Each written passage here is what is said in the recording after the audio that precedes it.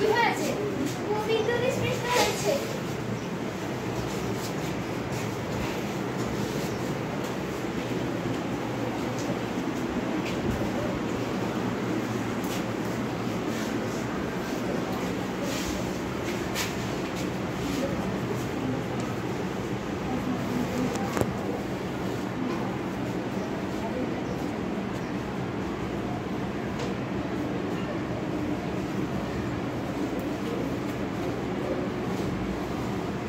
কোনো সমস্যা নাই, বিপদ কেটে গেছে।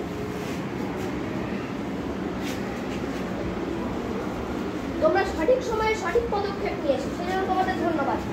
তোমরা প্রথমেই বিদ্যুৎ স্পৃষ্ট ব্যক্তিকে বিদ্যুতের উৎস থেকে আলাদা করেছো, সেটা অনেক ভালো এবং সেটা খুব গুরুত্বপূর্ণ ছিল। তারপর মনে রাখবে, বিদ্যুৎ স্পৃষ্ট ব্যক্তিকে কখনোই খালি হাতে স্পর্শ করা উচিত নয়, সবসময় শুকনা কাঠ বা বাঁশ দিয়ে সরাবে। তারপর হচ্ছে তোমরা তাড়াতাড়ি দ্রুত অ্যাম্বুলেন্স ডেকেছো ও ডাক্তারকে ডেকেছো, সেটা খুব গুরুত্বপূর্ণ ছিল এবং তোমাদের ধন্যবাদ।